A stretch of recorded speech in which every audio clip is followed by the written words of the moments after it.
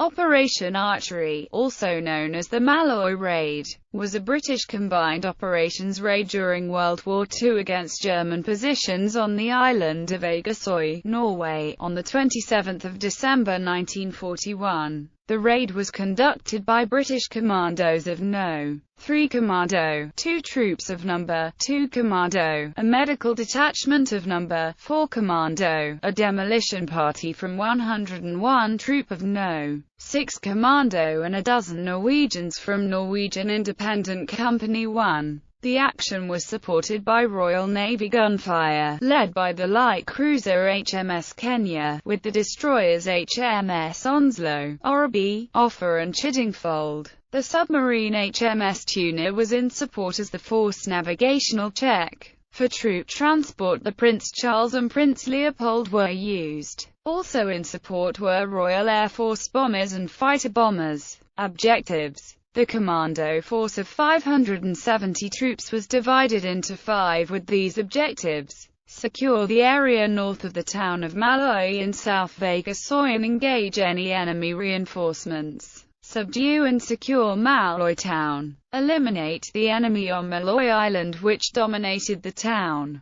eliminate the enemy strongpoint at Holvik west of Malloy, provide a floating reserve offshore. Central to the operation was the destruction of fish oil production and stores which the Germans used in the manufacture of high explosives. Another intention was to cause the Germans to maintain and increase forces in Norway which otherwise might be employed on the Eastern Front. Raid. The dawn landing was preceded by a very effective naval bombardment and objectives went according to plan except in the town of Malloy itself. Opposition there was much stiffer than expected as, unknown to the British, a Gebirgsjäger unit of experienced troops from the Eastern Front was there on leave. Their experience in sniping and street fighting caused the operation to develop into a bitter house-to-house battle. This caused the commander, John Durnford Slater, to call in the floating reserve in troops from Agersoy Island. A number of local citizens assisted the commandos by acting as porters for ammunition, grenades and other explosives, and in carrying away the wounded. At around 1400, the commandos started their withdrawal, having destroyed 4 factories, the fish oil stores, ammunition and fuel stores, the telephone exchange and various military installations. Much of the town was in flames. Outcome: no Royal Navy ships were lost, but the Navy suffered 4 men killed and 4 wounded.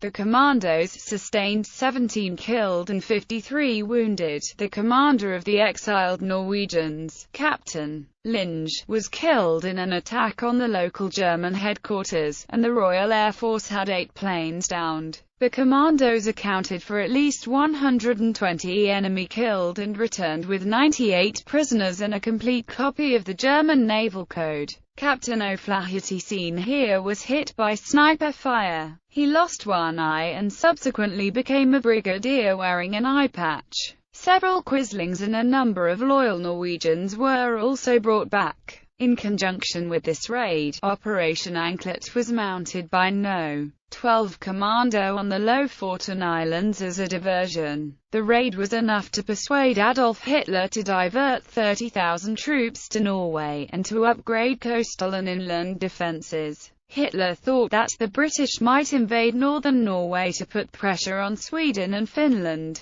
Aircraft from No. 114 Squadron RAF attacking Hurdler Airport in preparation of the landings at Agersoy. A wounded soldier is being helped onto a landing craft assault. Commandos with captured German troops. Commandos watch as an ammunition dump burns.